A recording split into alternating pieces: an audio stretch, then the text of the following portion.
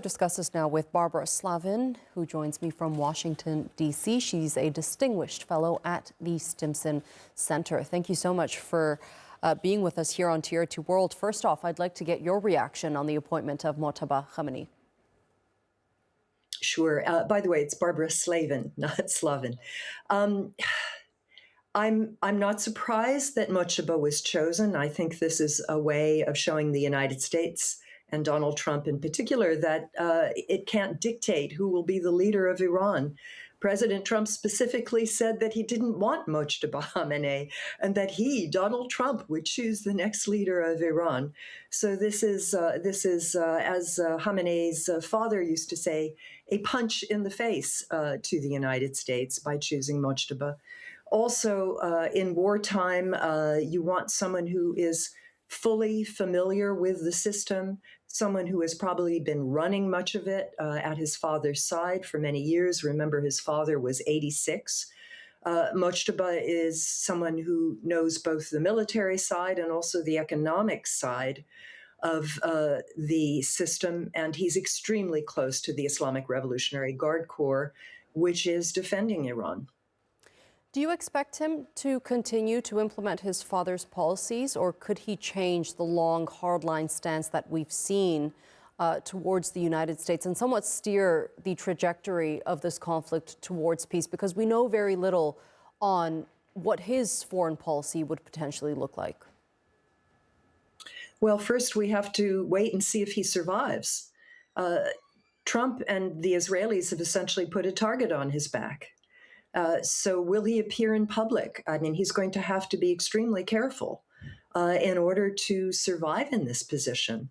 But if he does survive, he will make decisions not just by himself, but in conjunction with other senior figures in the regime, including officers of the IRGC, individuals like Ali Khamenei, the Secretary of the Supreme National Security Council, essentially their national security advisor, the head of the parliament, Speaker of the Parliament, Kalibaf, and others within the system will be making the decisions. And a lot will depend, obviously, on U.S. policy. Will the United States at some point decide that the costs of this war are too high?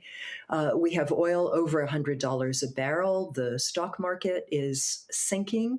There are a lot of screams from Republicans who voted for Donald Trump because he promised no more wars in the Middle East and who now feel betrayed. So the question is who will blink first? And I would say that probably Donald Trump will. Yeah, I mean, you mentioned the surge in oil prices. It has passed $105 per barrel after Mojtaba Khamenei's appointment. How do you think this is going to strain global energy markets? Look, the Strait of Hormuz is effectively blocked. There's no liquefied natural gas coming out.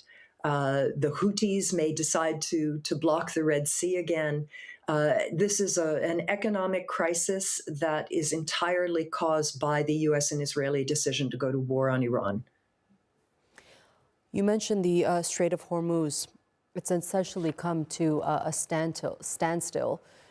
Do you expect it to turn into a front line of this war as we hear from world leaders, particularly those in Europe, call on business to continue as usual along the strait?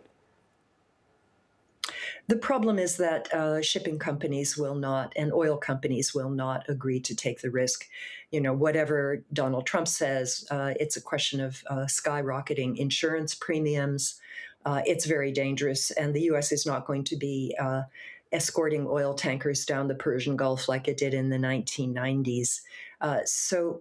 Although the world, fortunately, is not as dependent on oil, and particularly not as dependent on oil from the Persian Gulf as it used to be, it is still 20% of world supply. And so the impact on prices and so on will be extreme.